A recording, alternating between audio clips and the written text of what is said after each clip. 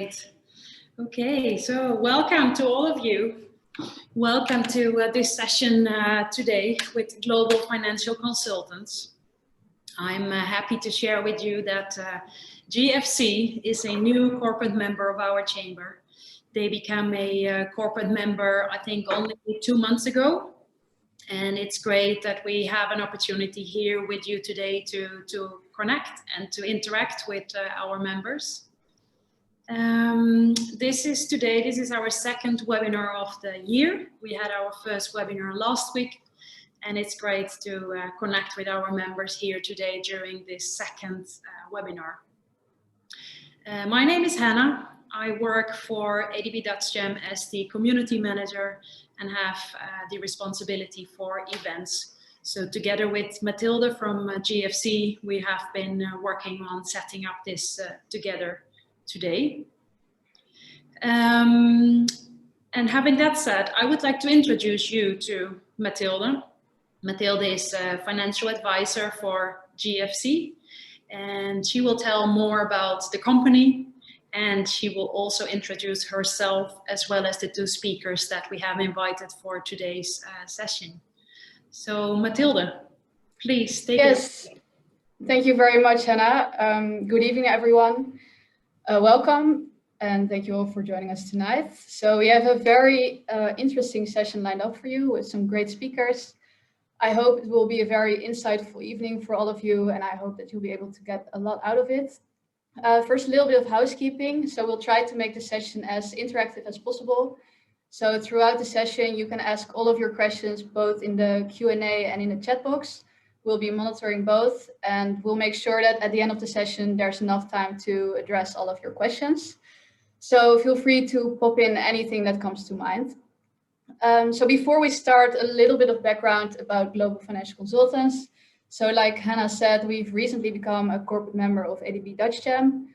Global Financial Consultants is a financial advisory firm based in Singapore. First started in Australia in 1997 and moved to Singapore in 2003. That's almost 20 years ago, and that makes it one of the longest standing independently owned financial advisory firms in Asia. We're a very diverse team of financial advisors, and we work with clients from all over the world, covering anything from investment management to retirement planning to estate planning to tax optimization and insurances. So basically any aspect of financial planning. The theme of this evening is planning your finances in a post-COVID-19 world.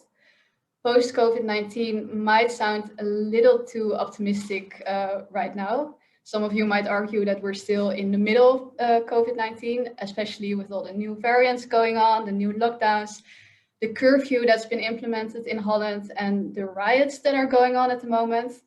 But there is light at the end of the tunnel with the vaccines that are being distributed. So on top of everyone's mind is how is the economy likely to evolve? How should we plan our finances accordingly? What should we do with our investment portfolios? Are there any opportunities that we can take advantage of? So the purpose of this session is to answer these questions and also looking at it from an expat perspective. I suppose some of you might have had changes in plans, changes in destination. So we'll go into what expats like ourselves should consider from a tax perspective, from an estate planning perspective in this type of situation.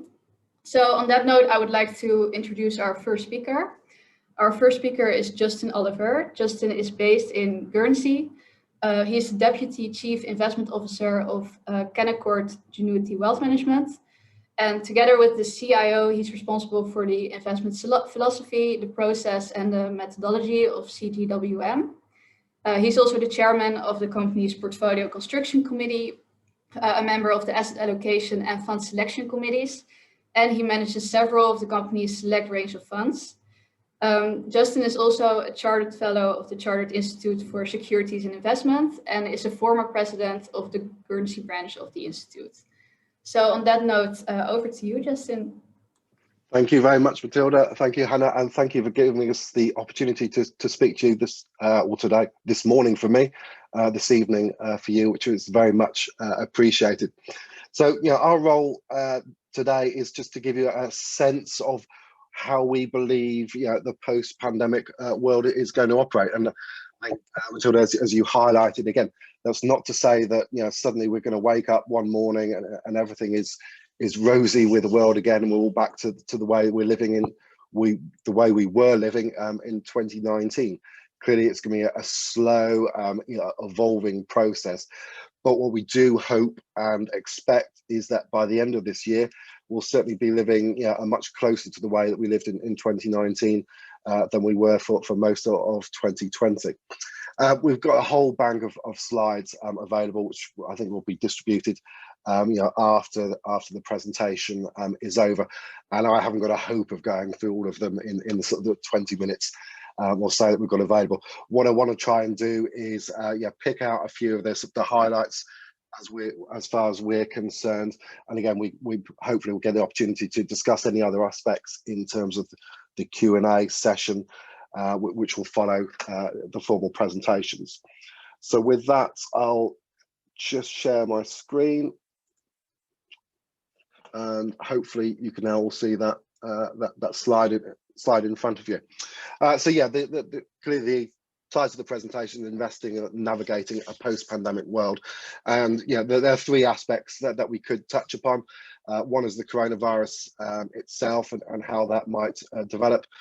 Second is in terms of the economy and how we can reasonably expect changes during the coming months, and how that might impact the economic statistics.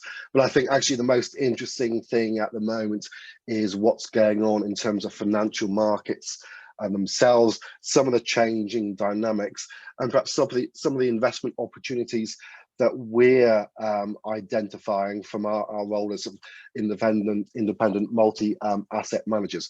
So I'll touch on those, but I'll try and spend most of the time in terms of looking at the investment opportunities. In terms of the coronavirus itself, again, I'm not going to say too much here because a lot of it you'll be aware of in terms of reading the papers and in terms of the media output at the moment. The points to make are clearly it's an ongoing and fluid situation. The number of cases across the world has not diminished in any meaningful way. Things like the new variants, etc., all causing a little bit of concern across various aspects of the medical and potentially investment community. But the game changer clearly has been the vaccine and the vaccine rollout that we're seeing across the world, and clearly that's progressing at different speeds in different countries depending on the number of contracts that they've signed with the vaccine producers, and depending on the logistics and the distribution channels they've got up. What we've seen at this moment in time is there's been a large initial rollout. We're just starting to see a few bottlenecks starting to appear, and that's more a reflection of the fact that actually producing enough vaccines to get them to the world very quickly was always going to be a massive logistical challenge. And we're starting to see things just slow down slightly, but again, the expectation is that as the year progresses, vaccines will be rolled out ever further, and that should allow the economic lockdowns, which we're still seeing across vast swathes of the world, including my beautiful island of Guernsey here, those will start to be eased, and there's an expectation, and I think a realistic expectation, that life towards the end of the year will be much more normal compared to what we've had to experience. Some of the issues have been about people and whether they'll be prepared to take the vaccine. Before the first successful trial data came out at the beginning of November, there were a few polls around just seeing on a country by country basis how willing people would have been to be vaccinated. Again, you can see that there's a wide spread. Actually, France was the most skeptical of the nations and indicated they would be less willing to be vaccinated. India and China were more willing to do so. Clearly, these polls were conducted before the vaccine data came out.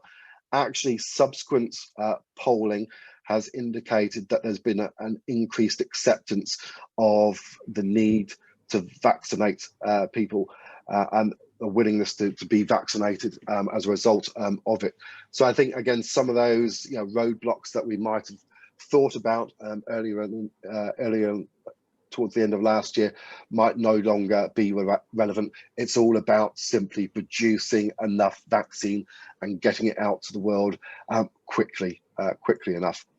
What you can do, again, from an economic perspective is we've got very handy tools available to us. So if you're looking at sort of a general background and looking at how various countries are coping with it, what sort of situation they're in at the moment, Bloomberg do something called the Bloomberg Resilience Rankings, which is looking at a number of metrics such as how prevalent coronavirus is across the country at the moment, severity of the lockdowns, universal healthcare coverage, etc., and puts a little league table together, really so where are the best and the worst places to be in this sort of coronavirus situation that we've got. Actually, it's noticeable from that it ranks 53 countries. Of the top 10 we've got there, actually 7 are in Asia and Australasia, which again is, I think, testament to the fact that the populations there have been willing and able and much more that they've been able to sort of control it, and the governments there have been able to control the situation a lot more easily than places like the UK and the US and sadly also Latin America, which isn't faring particularly well at the moment. Now, in terms of the economic outlook, actually, the economic data that we've seen, over the past few months doesn't really tell us much. All it does is tell us what happens to economic activity when you completely close an economy down, which is basically that growth grinds to a halt. In fact, you get a recession, and then what happens if you have the ability to reopen it again. IMF figures recently just kind of indicate, clearly there's an expectation that this year in 2021 there will be a growth bounce back. They put out a report yesterday indicating that both the US and China by 2022 will probably have fared the best from an economic perspective. China, because again, the lockdown there was implemented at a very early stage and was very stringent. The US, because whilst their handling of the pandemic hasn't been quite as good, they have thrown a lot more money at the economies than countries like China, for example. And again, that's been the key to ensuring that economies get through this period. It's been the massive monetary support and it's been the massive fiscal support that governments have put through. And again, this just kind of indicates, interest rates have been slashed to zero across the world. Quantitative easing programs, so central bank buying of assets has commenced again. But really the key difference this time, and opposed to 2008, was the fact that this time monetary policy, so interest rates, worked in conjunction with governments. So governments were spending lots of money in terms of furloughing workers, doing some sort of income, supplementing income, etc. Everything's been about getting the economies through until such a stage the vaccine's available and can be more sort of widely distributed, and then they can scale down their support. Again, this just puts a number on it. It is $8.5 trillion US dollars as far as the US economy, which equates to about 40% of GDP. There will be a price to pay for that at some stage. It's not a 2021 theme, but clearly the amount of debt which has had to be accumulated by governments around the world to pay for some of these programs has meant that large deficits have had to be run. Government debt levels have increased significantly, and at some stage that debt level has to be controlled. It's either going to be via growth in the economy or inflation, or potentially a mixture of both. But in a way, the market's not that fussed about that at the moment. That's a problem for longer into the future, whether it's 2023, 2025, etc. We'll worry about that in a way, the market's saying, in another day. The key metric to watch, however, is inflation rates. The reason that equity markets have been so well supported is because interest rates have been cut and remain low, and central banks such as the US Federal Reserve have come out and said we are going to be keeping interest rates at rock bottom levels for as long as is necessary. The market might be slightly concerned if inflation rates do start to pick up, and certainly, you know, in terms of the commentaries and in terms of the debates which are going on in the investment industry, it's around inflation which is where there's the most disagreement, quite frankly. There are some who think that we're going to have a massive inflation problem in a few years because of the amount of stimulus that's being applied to economies. At the same time, you know, the recovery is taking hold. We might have seen peak globalization. You know, labour markets will be tighter than they are now, etc. So there's a view amongst some that inflation is going to become a real issue. There are others who are slightly more sanguine about it. They're pointing out to the fact that actually the global economy has been operating well below its potential operating rate for years to come.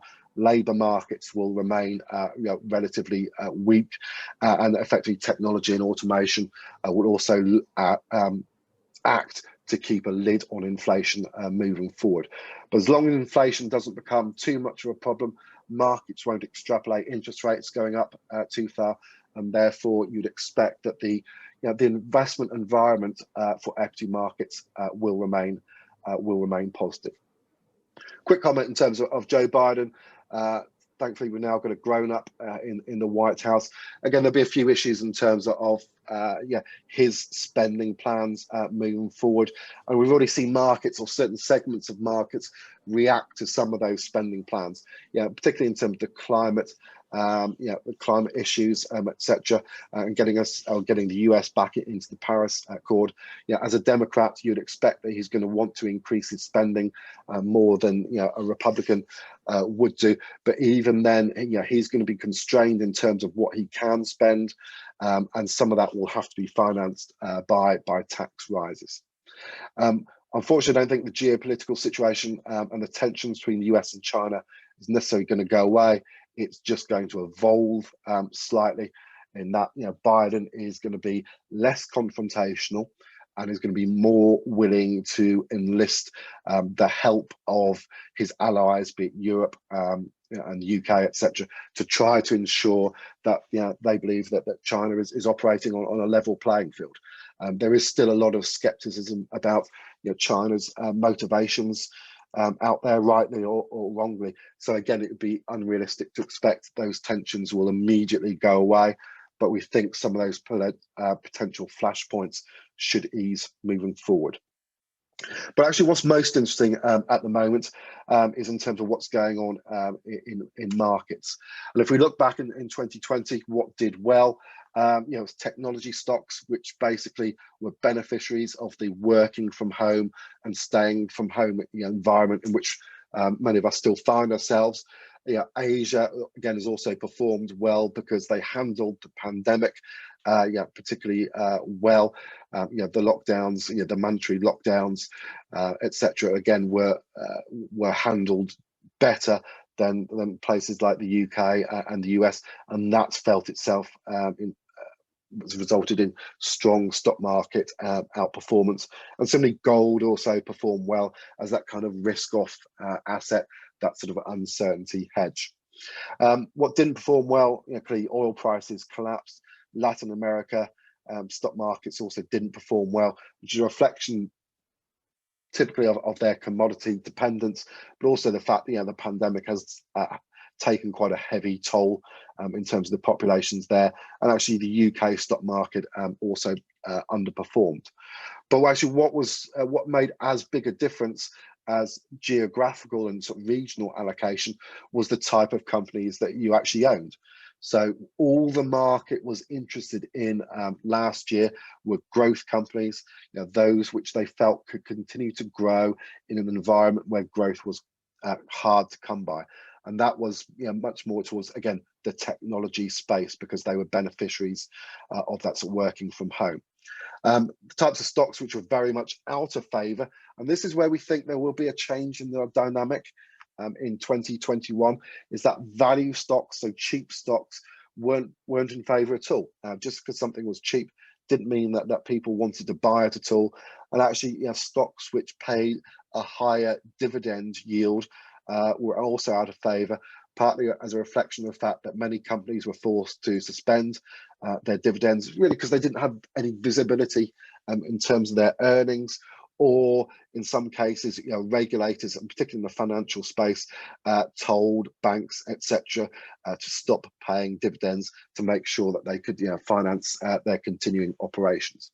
I think it's reasonable to expect that as the global recovery takes hold in 2021, that dynamic might shift, and certainly we'd expect value to lead much more than it has over recent years. The other slight concern we've got in terms of our overall asset allocation are some of the valuations in certain areas. So if you're looking at the US in particular, and this is partly a reflection of the fact that it did so well and tech did so well, the US stock market is not cheap. So on a price to earnings basis, the market has only been more expensive than it is at this moment in time than it was back at the end of the 1990s, 2000, during the tech bubble. Actually, if you're looking on a price to sales basis, the US stock market has never been as expensive as it is at this moment in time. And actually, when you bring together a number of measures, so here you're looking at the S&P's market capitalization as a size of the US economy. Again, one of Warren Buffett's favorite measures of valuation. The US stock market is surpassing the valuations that we saw at the end of the 1990s.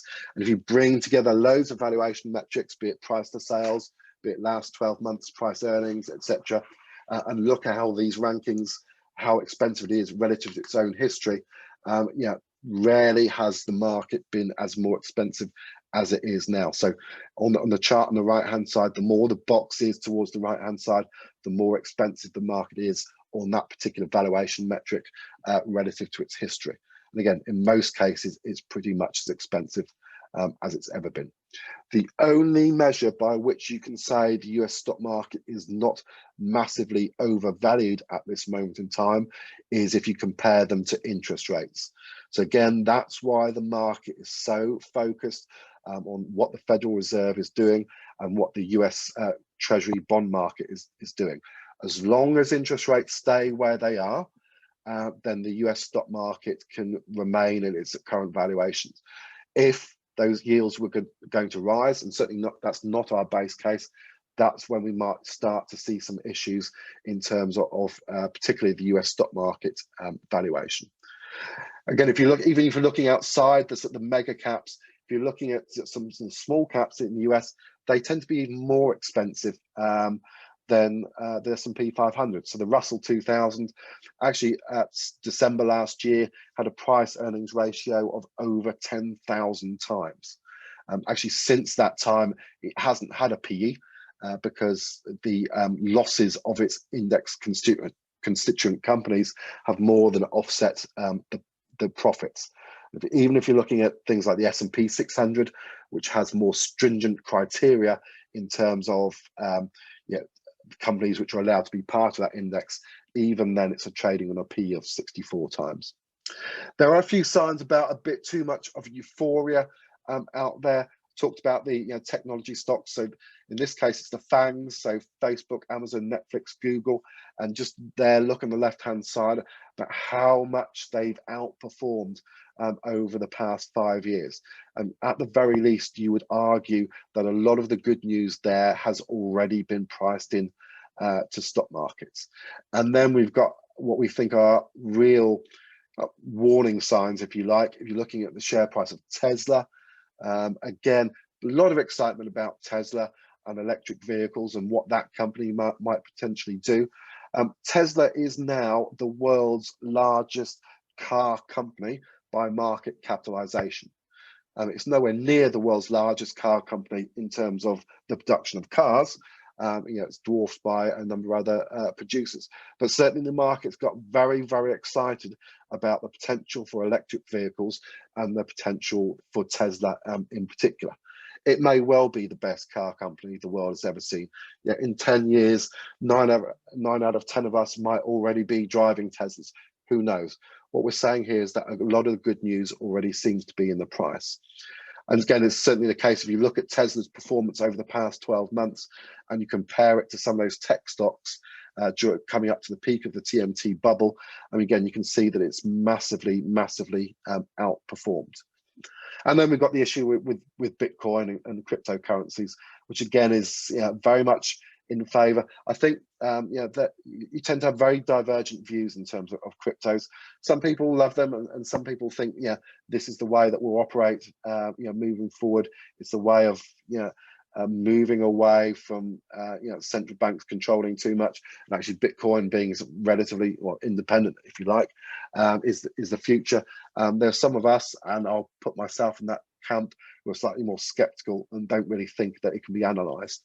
But if you look back over the past 40 years and you look what Bitcoin has done relative to other sort of bubbles in history, again, it's just a few warning signs there that maybe there's a little bit too much exuberance. Company earnings will generally be fine in 2020 as that recovery comes through. But what we really want to show here is that the performance of the S&P 500 has continued to march onwards, whilst earnings per share have bounced back, but by nowhere near the same level. So again, a lot of good news might already be in the price of that. I think where you'll differentiate yourselves moving forward is on the types of stock that you want to own, and actually some of the regions that you want to own.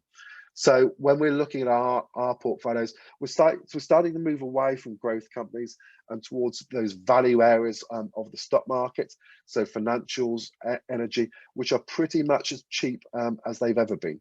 We're not wholly going there, but we're just starting to rotate our portfolios in that direction. And what we're trying to show here is that actually value stocks just began to start outperforming when the first vaccine trial data started to come out. And as we expect the global recovery to continue into 2021, we think it's reasonable to expect that value stocks will continue to outperform. The US is expensive, other areas aren't as much so. So again, in terms of our portfolios, we're starting to rotate some money away from the US and looking to Asia, which, as we've touched on, is handling the pandemic very well. Growth is going to come through probably more stronger than other regions in 2021, and valuations are quite cheap. So a slight rotation, we think, away from the US and to other areas will be good. And also, we do think that the US dollar is likely to continue to weaken.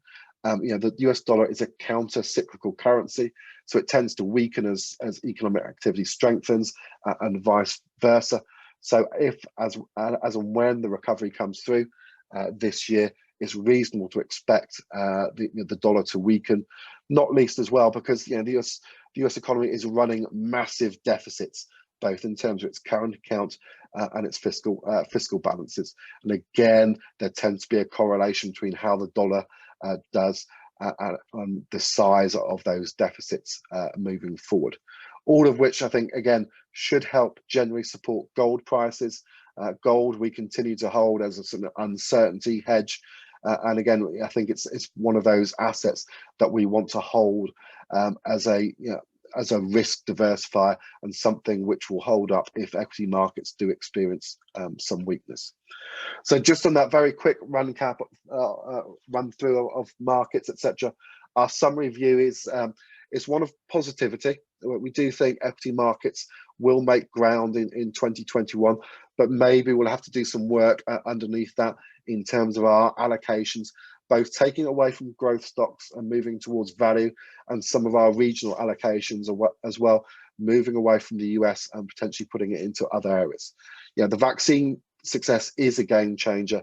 Central banks are going to remain fully committed to providing enough support to the global economy, and will be in no rush to raise interest rates. And actually, some of those political flashpoints, many of which were driven by ex-President Trump, will no longer be there. Again, we've always got to be aware of the dangers when you're trying to manage portfolios. So I think if we're looking at a glass half empty perspective, we'd highlight the fact that obviously some of the economic damage that we've seen is going to take years to recover. So some people who have sadly lost their jobs are going to find it very difficult to re-enter the workforce. not least because certain companies would have gone bust, and obviously you can't hire people back on that basis. We do have a continuing situation of the coronavirus mutations and how effective the vaccine will be against that. We also don't know how long the protection will be offered. And we need to also bear in mind that equity markets have already discounted a lot of good news. Despite everything that went on, 2020 was a good year for financial markets. So again, you've got to argue, certainly in terms of certain markets, how much further they can go from there. And again, we will still have US-China tensions in particular. Actually, those will probably moderate more moving forward. So with that, very quick run through. Hopefully we'll get a chance to explore a few of these topics a bit more during the Q&A session. But with that, Matilda, I'll hand back to you. Yes, thank you very much, Justin. Some very interesting insights were raised. So like you said, of course, if you have any question, feel free to pop it in the chat box, and we can have a little more discussion at the end of the session. Also, the webinar will be recorded, so afterwards you'll receive an email so you can peruse the slides again that Justin just showed.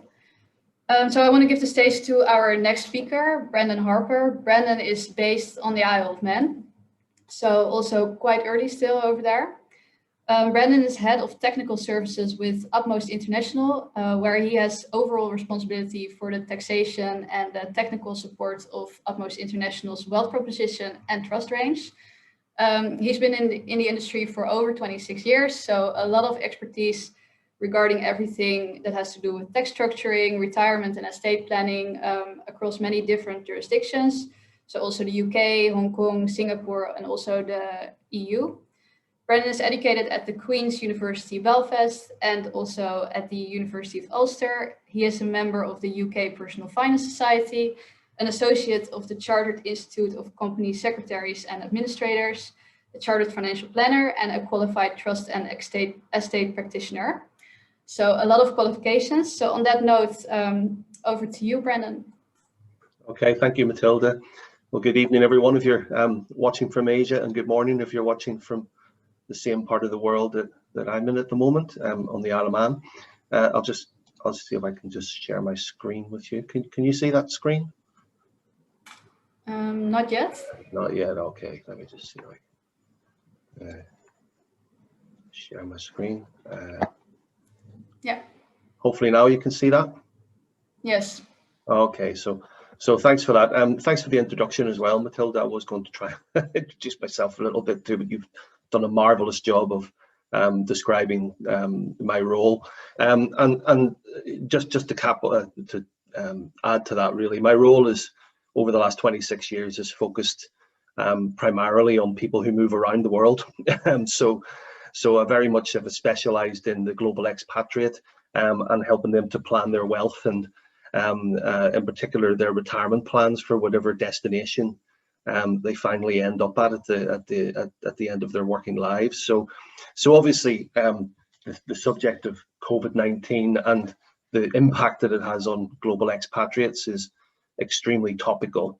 And going back to the sort of earlier in 2020, we probably all were exposed to headlines like this, that by far one of the most impacted in terms of their lifestyle and their planning by the whole pandemic and the restrictions that have resulted from it is the global expatriate. So today I just wanted to sort of share with you some of the experience I've had with dealing with customers. I'll use a couple of examples as well to try and draw out very typical stories, which we're all probably very familiar with now.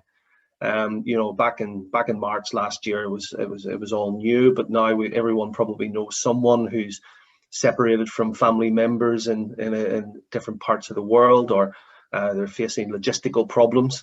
I hope that we would by now have seen those dissipate, but they seem to be still persisting.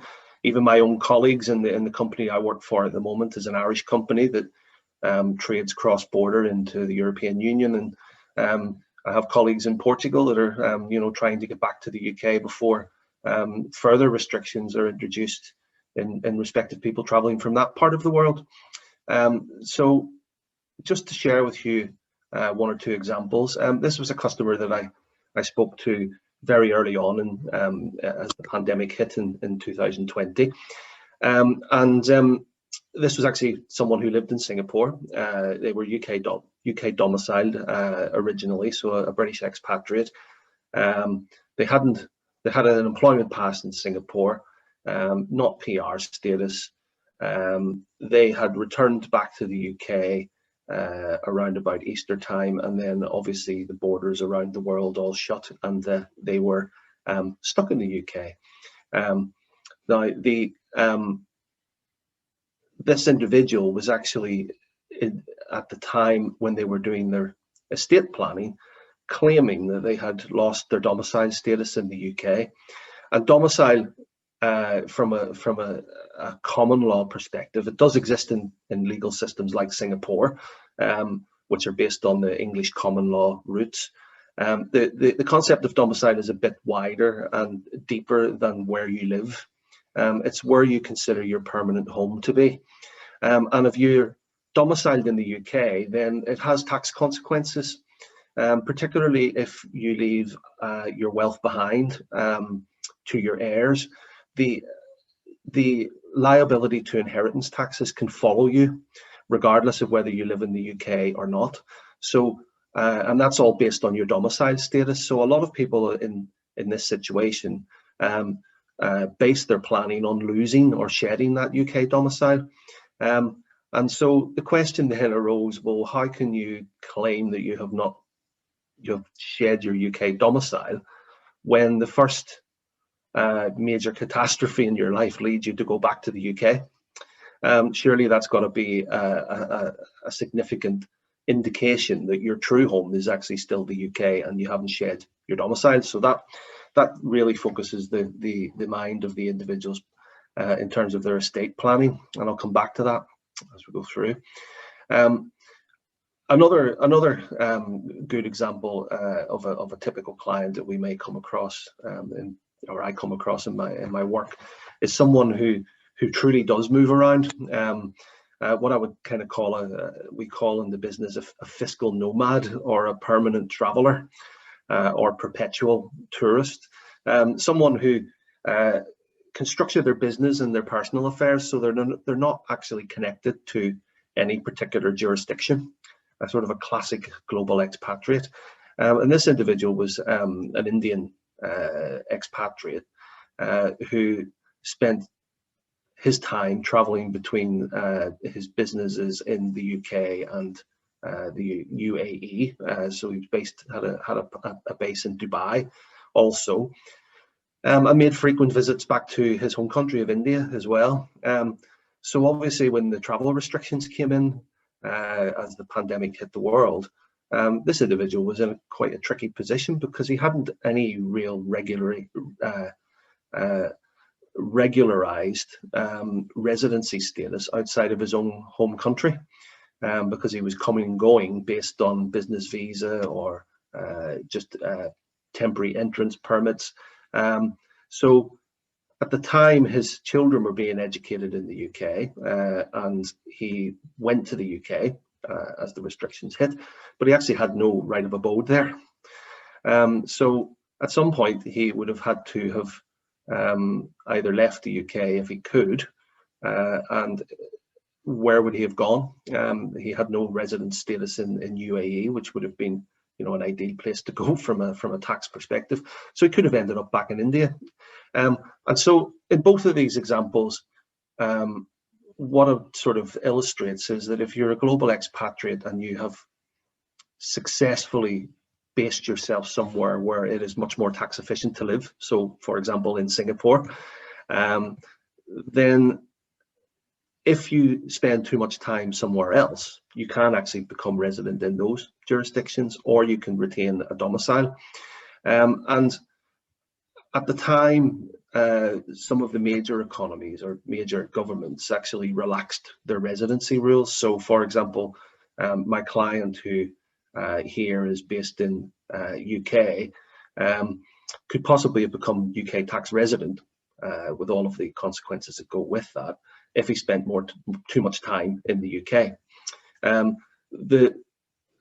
The first thing the governments did is they relaxed those rules so that you could spend more time than was normal. So in places like UK, Australia, for example, you know, Matilda has colleagues in GFC that have been based in Australia for the best part of the whole of 2020, and working from there. Ordinarily that would bring you into the Australian tax net, but the rules have been relaxed. I did do a little check actually, because I'm speaking to the Dutch Chamber of Commerce, to see what the Dutch government had actually done about that, because there must be people in the same position who maybe were living and working in Singapore or Dubai who had ended up back in Holland and were affected by travel restrictions. The Dutch government didn't do anything, so they didn't relax the rules in terms of global expatriates. They did some relaxations around cross-border workers, so someone who lives in Belgium or Germany who commutes regularly into possibly they've got a job in Holland and or vice versa. Then there are 2 agreements in place between Belgium and Germany. And they've been extended constantly over 2020. They were only meant to be temporary. They've now been extended till June 2021. But apart from that, they haven't done any other relaxations. So if you've got, if you have family members or you yourself are based in Singapore and have now been stuck in Holland, then you could be back into the Dutch tax net. So what does it mean going forward for expatriates? Well, the first thing that's not on the slide, it's not really tax related, but you know, I have seen a lot more consideration given to personal health and security type issues. So Justin put up quite a nice slide in his presentation about where is doing well in the world in the battle against coronavirus and where isn't, and the places that are doing very well are mostly in Asia and Australasia. So perhaps you're now thinking that maybe if you were planning to return to Europe to live in retirement, maybe you're thinking Asia might be a better place to retire. So your plans may have changed in terms of your retirement and estate planning, and it will be based on different needs. Also, in places like Isle of Man and Guernsey, we've seen people a lot more inquiries coming through from people who want to move to these islands, because it's kind of shown this crisis has shown that if you live in a small island with a small population that is surrounded by water, it's much easier to control coronavirus, and we have largely lived without any restrictions throughout 2020. But coming back to the tax position, it's also raises real issues around where you consider your true home to be. So for UK expatriates, that has very definite inheritance tax issues for them. But even in the position of other European nationalities, like Dutch or French, for example, then leaving or spending time outside of your country may not be enough to shed your domicile or your tax residency status. If the centre of your vital interests, so your economic and your social interests, are still maintained with that country, then it may be that you have never really left from a tax perspective. So people are actually, you know, focused on this at the moment. For the fiscal nomad, I think it's a real problem.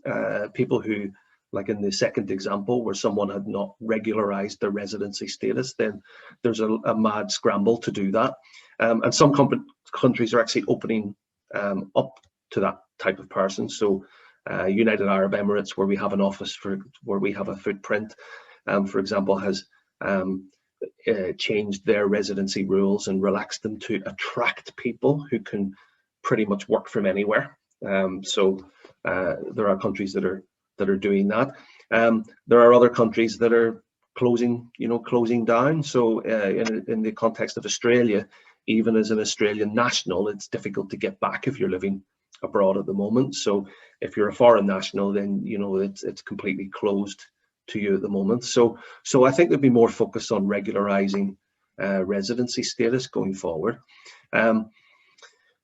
The restrictions and the impact that they've had on the economy eventually will have to be paid for. So you can guarantee that one thing will happen at the end of all of this is that taxes will rise, and there will be, you know, little or no tolerance for anyone who tries to dodge those taxes. So there will be much more emphasis on enforcement, exchange of information, and making sure that people do pay the tax that is due. And then, of course, with all of the bad news, you know, the lives lost, plans upset, and you know, the devastation that's gone on, a lot more people are thinking about estate and succession planning. You know, those plans that you did have that you keep putting off because no one likes to talk about them, then I would say that there's a greater emphasis on escalating those. So what sort of things can you do? Well, the first very obvious one is your will up to date?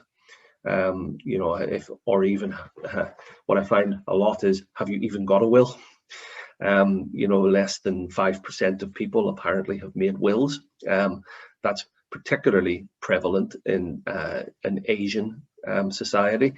But it's actually much more important if you are an expatriate, because your affairs are a lot more complex just naturally, because you span more than one jurisdiction, possibly in the plans of where you live eventually, and also where your money is managed as well. So making sure you have an up-to-date will is really important.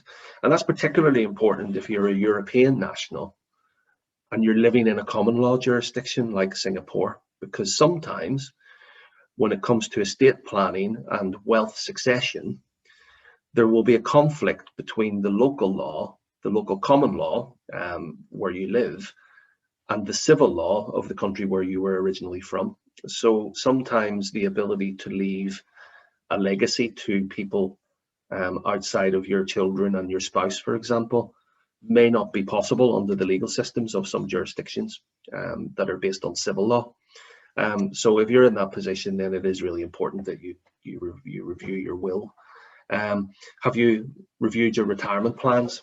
So if you were planning to retire in Singapore, for example, then the tax regime around your retirement, particularly as most people when they retire will be living on their savings, so pensions and their equity portfolios and their insurance policies will provide their income in retirement, then retiring somewhere like Singapore is relatively simple, because there is only a maximum tax rate of 20% on your income, and it only applies to salary and to rental income. So if you're living off dividends or capital gains from savings or the proceeds of an insurance savings plan, then you can live tax-free. But if your plans have changed and you now think that maybe Australia would be a nice place to live because of how they've controlled coronavirus, and you get a lot more outside space when you buy a property there, then you put yourself into a very high tax jurisdiction. So it's important to ensure that your investments are in stable, well-regulated jurisdictions, that you can get access to that money at very short notice. So if you find yourself in a position where you are trapped somewhere and you need quick access to your money, that where you've invested that has got the ability to transfer that money to you, and that it works for you from a tax perspective. And then also, if you are looking at wealth distribution to the next generation, keep an eye on inheritance taxes. Again, these don't tend to exist in places like Singapore and in Asian jurisdictions. Australia doesn't have an inheritance tax, but that is very different if you intend to retire back to Europe, for example. So it is important then to make sure that you structure properly. And one of the areas that I spend a lot of my time is structuring investments via the mechanism of insurance, which you can buy locally in Singapore as well. And what that allows you to do is build up your investment portfolios in a box that gives you tax-free inside build-up in many jurisdictions. It allows you to draw down the money in a tax-efficient way. It allows you to pass on money to the next generation. If there are inheritance taxes to pay, then sometimes that can be done in a much more tax-efficient way if you use the medium of insurance. From a succession perspective, it also usually creates a separate estate, so you can nominate a beneficiary. If you have a normal platform with equities on it, for example, then on death, those equities need to be transferred to someone else. That needs to go through a probate process, which then can cause considerable cost and delay to the distribution of those assets. The mechanism of insurance actually allows you to nominate beneficiaries so that money will pass very easily to them without any of those complexities. So overall, it simplifies the issue for someone who's structuring their wealth. And then why is that important from a tax perspective? I quite like this visual because it illustrates the point that if you go from Singapore, particularly to Europe, and then I would also add in places like Australia to that mix as well, is that you are in danger of suffering what I call re-entry shock. The tax systems, as I say, the tax system in Singapore is relatively simple. It doesn't tax very much. That's very different in Europe, as you can see here. I'll see if I can, if you can kind of focus in there, you can see that if you are Dutch, that the Netherlands is quite high, with a higher marginal rate of income tax of 54.4%. So this includes just not the headline income tax, but also the social security tax that may go alongside that as well. So you can see Netherlands 54, France 55.5, Spain 44%. So if you're going to retire in one of those jurisdictions, then you really need to plan.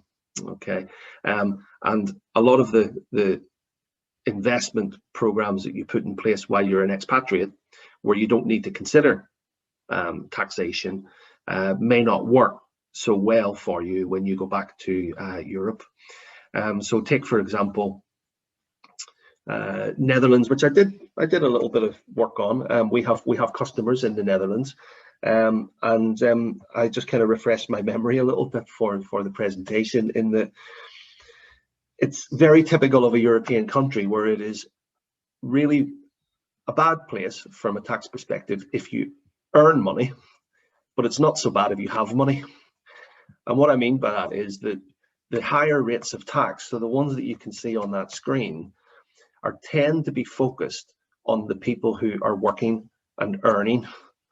So your employment income and pension income will tend to be taxed at the higher rates, so up to the 54.4%. And in Holland, they're quite a little bit different from other European jurisdictions in that they have this a box system, which you may be familiar with, which segregates your wealth into 3 boxes. And in box 1, your employment income and the value, the deemed value of the rental income of your main residence are taxed at those higher rates. But if you have wealth that then is in box 2 or box 3, it's assessed at a much lower rate. And box 3 is probably where most of your wealth will be structured if you do it properly, if you retire, because that box includes savings, it includes insurance policies, it includes stocks and shares and bank accounts, which is stuff that you will probably be living on most when you retire. And in that box, it doesn't really matter what the economic performance of those assets is every year, unlike other countries. So you don't look at what the dividend is that you've received from your share, or what the profit is when you sell those shares. The Dutch system in box 3 actually just deems that it has grown by a certain percentage. And then that percentage is taxed at 30%. And 30% seems high, but the percentage only goes up to a maximum of about 5.5%.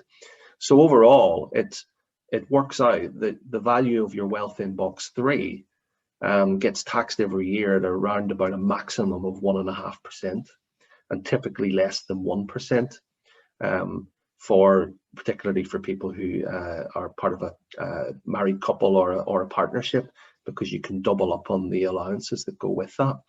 So some of your restructuring, if you're going to go back to Europe, is probably based on a combination of ensuring that your income that you'll be living on will fall into those lower boxes, which are taxed at lower rates of tax, so that you can have much more disposable income.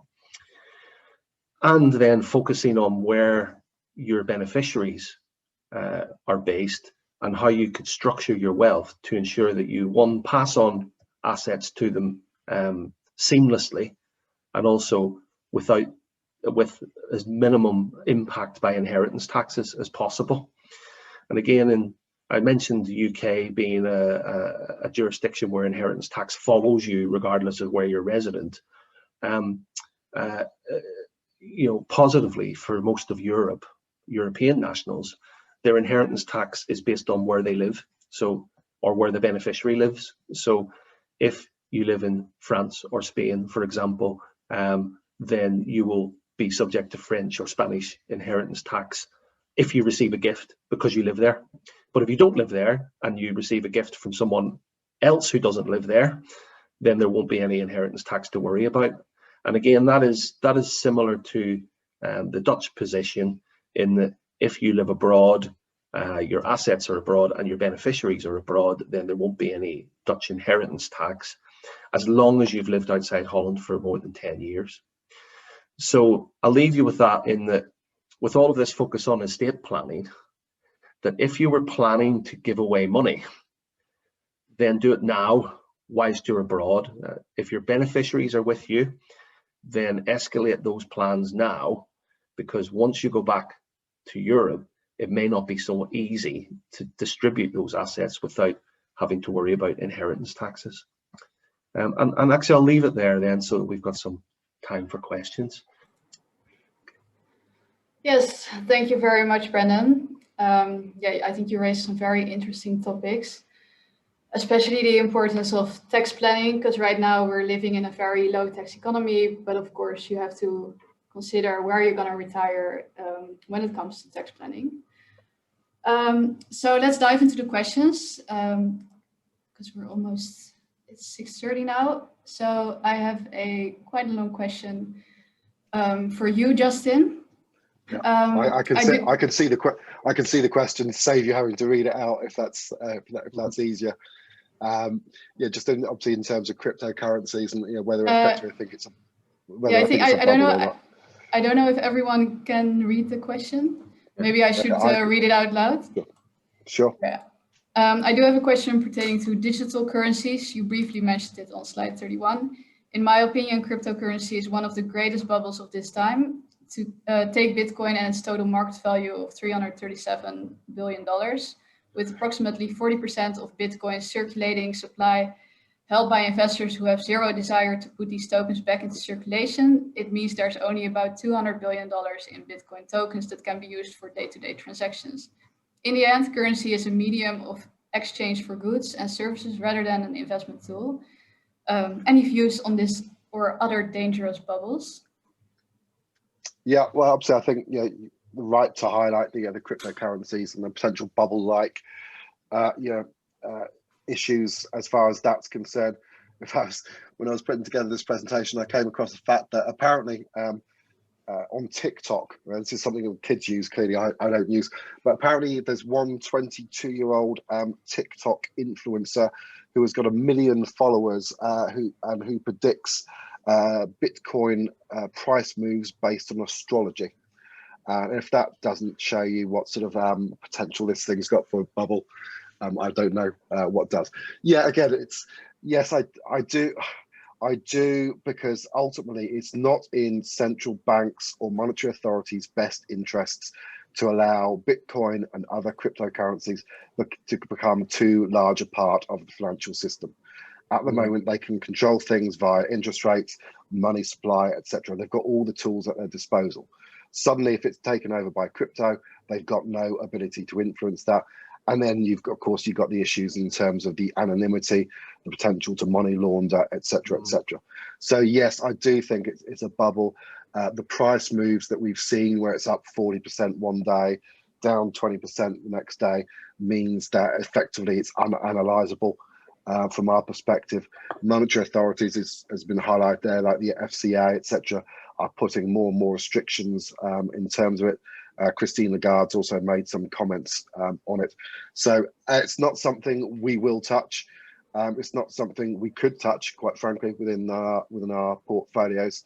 And again, just showing the share price, or the movements, price movements that we've seen, it does appear to have bubble-like properties. That doesn't necessarily mean it's going to go pop this year, and it could well go much higher. And what normally pops bubbles is the US Federal Reserve raising interest rates, which might be some way off yet. But ultimately, I think investors would be best served by leaving cryptos to other people.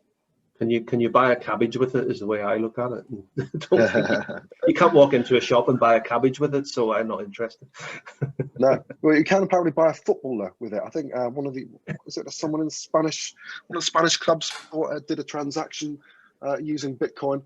I think that was more a PR exercise than anything truly legitimate. But yeah, not for us, I'm afraid. Yeah, well, I think it was a very comprehensive answer. Another question for you, Justin. Thoughts on real estate investment in 2021? Still a safe haven? Well, it depends where the real estate is, I guess. Yeah, as far, again, most of our focus, because it's a market we're probably most familiar with, is the UK. We tend to stay away from direct real estate just because it doesn't have the liquidity profile that we want. In terms of our mandates, we like the ability to become liquid very quickly, should we feel the need to. And clearly, property, or certainly direct property, doesn't offer that opportunity. As far as the UK property market is concerned, I just think there are easy decisions for us to make. Quite frankly, it's with the Brexit situation, or the negotiations behind us, I think some of the issues are still to come to the fore. I think the UK economic performance will remain challenged, and therefore that tend to steer you away from the commercial space. Retail space, with what's going on in terms of coronavirus pandemic, clearly there's been a shift more towards retail, doing retail online. So I think the high street itself will remain under pressure, and subsequently yields there might have to come under pressure. Housing market is probably the one area of potential strength as far as the UK is concerned. Again, it's going to be supported by the fact that interest rates are going to remain at rock bottom levels. Again, without trying to be too political about the Brexit situation, the fact is that immigration into the UK will be less than it has been in the past. So therefore, potentially some of that demand for housing might start to ease, somewhat. So generally, we're avoiding, property or property-related investments, just because because I think there are easier decisions to make in terms of what we might like. Yeah. Another question for you, Justin, about bonds. What is your view on bonds? Do you still believe they still fit in a traditional balanced portfolio, or should we focus more on other types of assets? Look, bonds have had a negative correlation to equities. So we talk government bonds here. They've had that negative correlation to equity markets for the past 20, 30 years, etc. So it does serve a very useful purpose in terms of dampening down risk and volatility.